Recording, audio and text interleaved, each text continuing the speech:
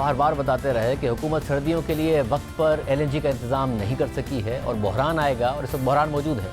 घरेलू सार्फिन को गैस मिल रही है और ना ही इंडस्ट्री को। हुकूमत ने पहले पंजाब की टेक्सटाइल इंडस्ट्री को $9 पर गैस देने का ऐलान कर दिया, फिर तमाम कैप्टिव पावर प्लांट्स को गैस बंद करने का ऐलान कर दिया, और आज फिर टेक्सटाइल इंडस्ट्री के कैप्टिव पावर प्लांट्स के लिए 75 MMCFD की गैस बहाल कर दी है। एप्टिमा के मुताबिक मजीद गैस देने की कोशिश का भी हुकूमत ने वादा कर लिया है। सुई नॉर्थ के मुताबिक गैस की बहाली टैरिफ के हवाले से लिए गए स्टे ऑर्डर की वापसी से मुंसलिक होगी। देखिए, गैस मुनक़ता करने की वज़ीर तवानाई हमाद अज़हर ने क्या वजह बताई थी और कैसे बताया था कि 1.5 साल से टेक्सटाइल इंडस्ट्री अपना वादा पूरा नहीं कर रही है।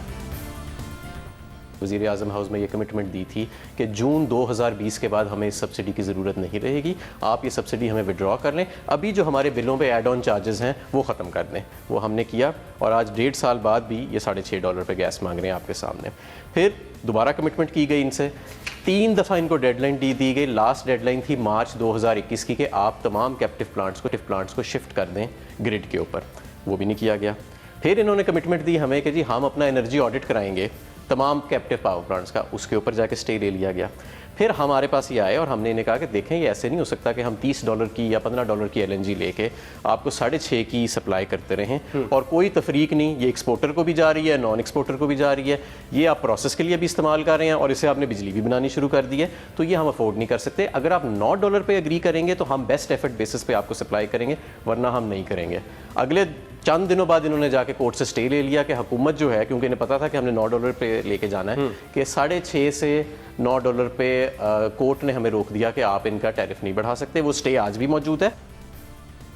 मगर एप्टिमा के एग्जीक्यूटिव डायरेक्टर शाहिद सत्तार ने कहा कि हमाद अजहर गलत बयानी कर रहे हैं और स्टे ऑर्डर की वजह कुछ और थी। वो आप कह रहे हैं वो कैबिनेट कमेटी में चले गए वादा करके, मगर वो ट्वीट कर रहे हैं कि आप लोग अदालत गए हैं और $9 का अग्री किया और आप फिर अदालत क्यों गए? जब हमने अग्री किया उसके बाद उस शर्त पे किया कि हमारी लोड शेडिंग नहीं होगी। जब ये कैबिनेट कमेटी में चले गए कि हम लोड शेड करेंगे तो हमारे पास क्या रह गया? हमारे पास रेट भी चला गया और गैस भी नहीं रही, तो हम क्या करें, किधर जाएं? हमाद अजहर का पर्सनल वादा तो नहीं है, हुकूमत का वादा बनता है ना। तो उसके बाद उससे फिर जाना, रेट भी डबल दें और गैस भी नहीं मिलेगी, ये तो नामुमकिन सी बात है ना। वज़ीर तवानाई हमाद अज़हर ने यह भी बताया कि कैसे टेक्सटाइल सेक्टर को दी जाने वाली सब्सिडी का बरामदात में फ़ायदा नहीं और किस तरह अरबों रुपए की सब्सिडी ले ली जाती है। ऐसे नहीं हो सकता कि मैं बाहर से महंगी गैस मंगाऊं, 62 अरब की उसको सब्सिडी दूं, आपको वो मैं दे दूं, उसमें ये भी तफरीक नहीं है कि कौन एक्सपोर्टर है कौन नहीं, उसमें ये भी तफरीक नहीं है कि ये गैस आप प्रोसेस यानी कपड़ा बनाने के लिए इस्तेमाल करेंगे या इसे आप बिजली बनाना शुरू कर देंगे। हमने एक स्टडी कराई है, मौजूदा सूरत हाल में हम जो ये सब्सिडी दे रहे हैं इसका एक्सपोर्ट के राइस से कोई ताल्लुक नहीं। कोई पता नहीं इम्पोर्ट कर रहे हैं या एक्सपोर्ट कर रहे हैं या लोकल मार्केट में कर रहे हैं, कोई पता नहीं ये कपड़ा बनाने के लिए इस्तेमाल हो रही है या बिजली बनाने के लिए इस्तेमाल हो रही है। बस दही जाओ 60 अरब बिल हो गया, 100 अरब बिल हो गया साल का, ऐसे नहीं हो सकता। गैस पे जी तकरीबन जो इस साल इन्हें सब्सिडी जाएगी वो 62 अरब रुपया साल की है और बिजली पे 20 अरब रुपया सालाना है।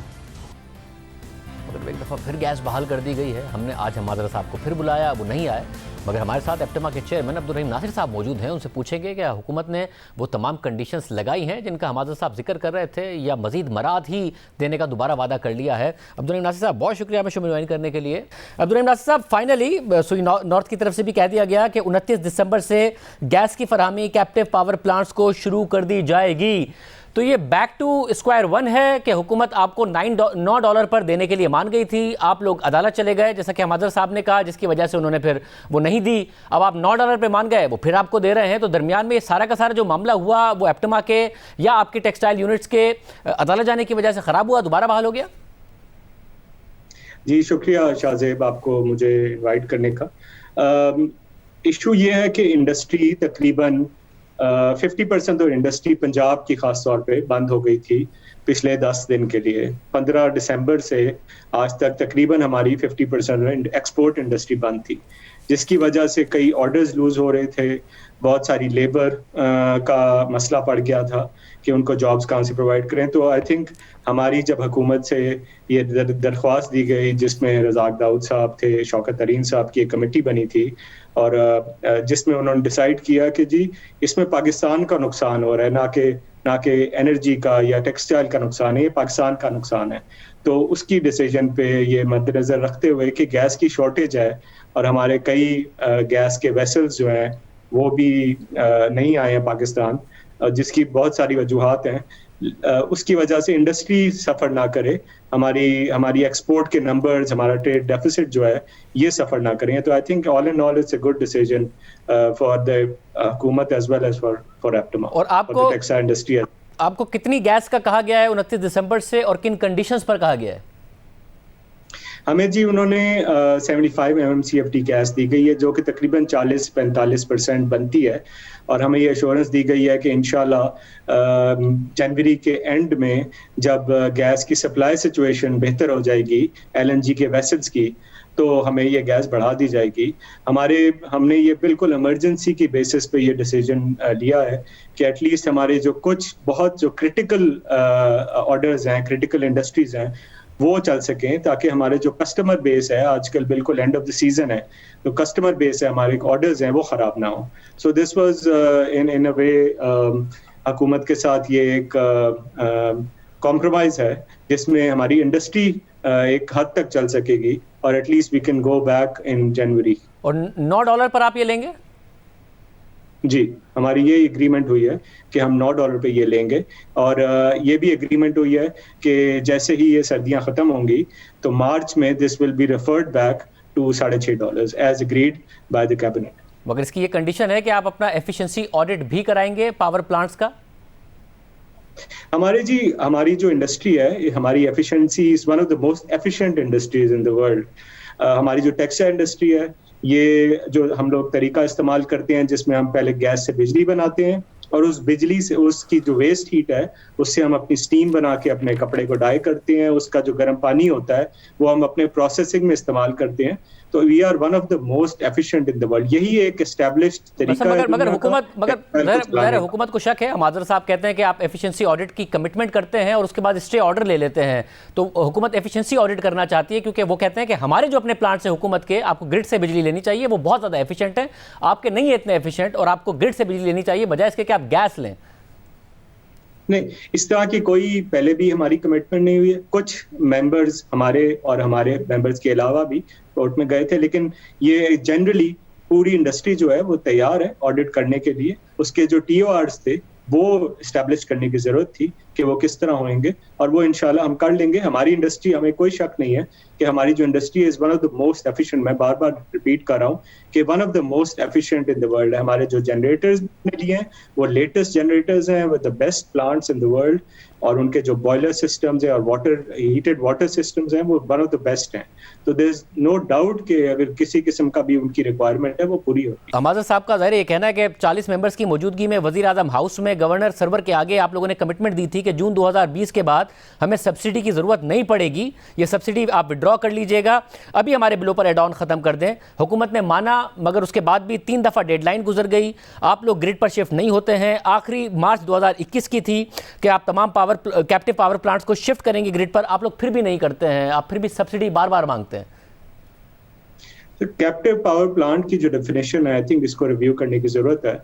जो बंदा अपनी बिजली बना के खुद इस्तेमाल करता है और उसी से स्टीम बनाता है और उसी से गर्म पानी इस्तेमाल करता है, और हमारी एफिशिएंसी जैसे मैंने बोला बहुत हाई है, तो the governments need to realise कि ये सब्सिडी नहीं है, ये एक कंपैरेटिव, रीजनली कंपैरेटिव टैरिफ की हम बात करते हैं कि हमें वो टैरिफ दिया जाए जो इंडिया और बांग्लादेश और वियतनाम में है, ताकि इंडस्ट्री चल सके। यही हमारा मकसद है, यही हुकूमत का मकसद है कि इंडस्ट्री चले, एक्सपोर्ट्स बढ़े और उनका ट्रेड डेफिसिट जो है वो कम हो। वैसे फिर उसके लिए हुकूमत को ये तो ऑडिट करने दीजिए कि जो आप $6.5 पर ले रहे हैं या अब $9 पर ले रहे हैं, उससे प्रोसेसिंग के लिए या तो ख़ास तौर पर प्रोसेसिंग के लिए इस्तेमाल हो रही है, या फिर अगर कैप्टिव पावर प्लांट्स हैं तो वो भी जेन्युइनली है, किसी ने फेक बॉयलर्स नहीं लगाए हुए हैं और सिर्फ एक्सपोर्ट के लिए इस्तेमाल हो रही है, लोकल प्रोडक्शन के लिए नहीं इस्तेमाल कर रहे हैं। जब आप रीजनली कंपेटिटिव होना चाहते हैं तो लोकल मार्केट में तो रीजनल कॉम्पिटिशन नहीं है आपका, तो सिर्फ एक्सपोर्ट के लिए वो इस्तेमाल हो रही है। इसके लिए तो हुकूमत को ऑडिट करने दीजिए अपना। देखिए, हम हुकूमत के इससे एग्री करते हैं कि हुकूमत, आप सिर्फ एक्सपोर्ट इंडस्ट्री को आप ये $6.5 की गैस दें, but the government needs to realise कि ये जो है हमारी जो इंडस्ट्री है ये 5-6 हिस्सों में बटी हुई है। सो हमारी जो स्पिनिंग इंडस्ट्री है वो आजकल दुनिया में कोई भी धागा एक्सपोर्ट नहीं होता, लेकिन 100% ऑफ दैट जो धागा बनता है वो एक्सपोर्ट किसी न किसी शक्ल में होता है। तो इसको फ्रेगमेंटेड इंडस्ट्री जिस तरह होती है, तो इसकी पूरी चेन बनाने की जरूरत है, और इसकी स्टडी हमने कराई है। एंड वी हैव एस्टैब्लिश्ड कि 85% ऑफ द प्रोडक्ट जो पाकिस्तान में बनता है वो एक्सपोर्ट होता है। तो द होल चेन, जिसको हम एक्सपोर्ट ओरिएंटेड इंडस्ट्री कहते हैं, वो इसमें शामिल होती है, और इसका सारा जो प्रोडक्ट है वो एक्सपोर्ट होता है। मगर मुझे फिर बताइएगा कि आपने कोई गारंटी दी है इस ऑडिट की कि हुकूमत आके कर ले? कोई कंडीशन आपके लिए है या कोई कंडीशन नहीं है? ये 75 MMCFD और बेस्ट एफर्ट बेसिस पर है, या आपको गारंटी किया गया है कि आपको मिलेगी और अनकंडीशनली गारंटी किया गया है? हमें जी गारंटी किया गया 75 MMCFD for the month of January, और हमें ये भी कहा गया है कि हम कोशिश करेंगे कि हम इसको बढ़ाएं, बिकॉज दे आल्सो वांट कि हमारी जो टेक्सटाइल इंडस्ट्री है वो वापस चले। और ये नहीं, ना हुकूमत चाहती है ना हम चाहते हैं कि साल जब एंड हो तो हमारी कोई 1-1.5-2 बिलियन डॉलर की एक्सपोर्ट कम हो जाए। हम जो 20 अरब 21 अरब का बिलियन का जो हम टारगेट बना के बैठे हुए हैं, हम नहीं चाहते कि वापस 18 या 18.5 या 19 बिलियन किसी भी वजह से हो। आई थिंक ये सबके इंटरेस्ट में है, हुकूमत के और टेक्सटाइल इंडस्ट्री के भी। अनकंडीशनल वाली बात का भी जवाब दीजिएगा, वो अनकंडीशनल है ये 75 MMCFD $9 और बाद में मार्च में $6.5 अनकंडीशनल? देखिए, हमें जो उन्होंने रिक्वेस्ट किया है कि आप अपने ऑडिट, और मैंने आपको पहले भी बताया कि ऑडिट जो है हम कराने के लिए तैयार हैं। हम खुद भी उनको बताने के तैयार हैं कि हमारी एफिशिएंसी क्या है। इसमें कोई मसला, कोई ऐसी बात नहीं है कि हम हुकूमत के साथ कि उनको कहें कि हमारा ऑडिट ना करें। हम खुद ऑडिट करके उनको नंबर्स देंगे और हम प्रूव करेंगे कि हमारी efficiency is one of the best in the world, much higher than their plants जो जिससे वो गैस की से बिजली बनाते हैं। हमाजा साहब कहते हैं आपने पहले भी वादा किया था और फिर जाके स्टे ऑर्डर ले लिया था। सर, जो डिस्कशन हमारी हमेशा से गवर्नमेंट से रही है, और आई थिंक उन्होंने ये रियलाइज भी किया और बार बार उन्होंने हमें कन्विंस भी किया है कि हम आपको रीजनली कंपैरेटिव इंडस्ट्री देंगे। और हमारी जो टेक्सटाइल पॉलिसी है उसमें भी यही बात बार बार की गई है कि इंडस्ट्री का जो टैरिफ है वो रीजनली कंपैरेटिव होना चाहिए। अगर नहीं होएगा तो इंडस्ट्री नहीं सर्वाइव कर सकेगी, नहीं एफिशिएंट होगी। मगर वी हैव टू रियलाइज, मगर 90% जो आपके यूनिट्स हैं, हमाजा साहब कहते हैं उनको सीमलेस कनेक्शन मिला हुआ है बिजली का। 9 सेंट पर बिजली देने को हुकूमत तैयार है और दे रही है। 8.5 सेंट बांग्लादेश में है, तो ये रीजनली कंपेरेटिव तो है, मगर आप बिजली पर जाने को तैयार नहीं है। सर, इंडस्ट्री जो टेक्सटाइल इंडस्ट्री है वो कोई ऐसे इंडस्ट्री नहीं है जो सिर्फ बिजली पर चल सके। जैसे मैंने बताया कि हमारा जो इंडस्ट्री है उससे बिजली भी चाहिए होती है, और उसी गैस से हम स्टीम बनाते हैं, और उसी गैस से हम गर्म पानी बनाते हैं। सो ये तीनों चीज़ों की ज़रूरत है to run our industry as a whole. अगर हमें यही नहीं मिलेगी तो हम इनकम्पैरेटिव हो जाएंगे। आप सिर्फ बिजली दे दें और उसके अलग जो स्टीम है वो हमें कोयले से बनाने पड़े, ये दुनिया में कहीं नहीं होता। सो अगर हमें दुनिया से किसी अलग मॉडल पे चलाया जाएगा तो हमारी इंडस्ट्री नहीं चल सकती। So the government has to realise कि what is the best practice to produce energy जिसमें बिजली भी है और स्टीम भी है और गर्म पानी भी है। वो बेस्ट प्रैक्टिसेस अगर होंगी और रीजनली कंपैरेटिव रेट पे होंगी तो ही इंडस्ट्री सर्वाइव कर सकेगी और फ्लरिश कर सकेगी। और इसका अगर एफिशिएंसी ऑडिट होगा तो आप स्टे नहीं लेंगे? अगर हुकूमत को कोई शकों को शुबहात हैं उस दावे पर जो आप कह रहे हैं, तो स्टे ऑर्डर नहीं लेगी इंडस्ट्री? देखिए, हमारी डिस्कशन हुई है वो टीओआरस उन्होंने हमसे बैठ के डिस्कस करने हैं। We will sit with them and we will establish TORs कि जिस बेसिस पे उनको चाहिए। हम तो ये बार बार कह रहे हैं कि हमारी जो इंडस्ट्री है वो एफिशिएंट है। वी प्रोड्यूस जो हमारी जो स्टीम बनती है वो वेस्ट हीट पे बनती है। अगर हम ये चाहें कि हम बिजली जाया कर दें, उसकी वेस्ट जाया कर दें, तो that's not an effective way of producing energy जिसमें बिजली भी आती है, गैस भी आती है, स्टीम भी आती है और गर्म पानी भी आता है। तो बार बार ये मैं कह रहा हूँ, वी विल एस्टैब्लिश, उन्होंने हमें कहा है कि हमारे साथ बैठ के टीओआरस एस्टैब्लिश करेंगे और इंशाल्लाह हम उनके साथ जाएंगे। और ये अगले महीने हमारी मोस्ट प्रोबेबल मीटिंग होगी जिसमें Razak sahab will be heading the committee and they will establish TORs. जिस बेसिस पे वो चाहेंगे तो वो आके हमारी इंडस्ट्री, बल्कि they asked us to give them data, और हम खुद प्रोवाइड करेंगे उनको ये डेटा। सब तो शौकत अली साहब, रज़ाक दाऊद ने ये इस बात से इत्तफाक किया कि पिछले 10 दिन जो इंडस्ट्री बंद हुई और नुकसान हुआ वो गलत हुआ। जी, दे रियलाइज्ड, आई मीन इसी वजह से बहुत क्योंकि गैस की अवेलेबिलिटी की हमें सबको पता है कि there is availability issue, gas की LNG की सप्लाई के इश्यूज हैं। तो उस बेसिस पे उन्होंने बेस्ट जो भी तरीका निकाला, they were able to provide us 75 MMCFD gas.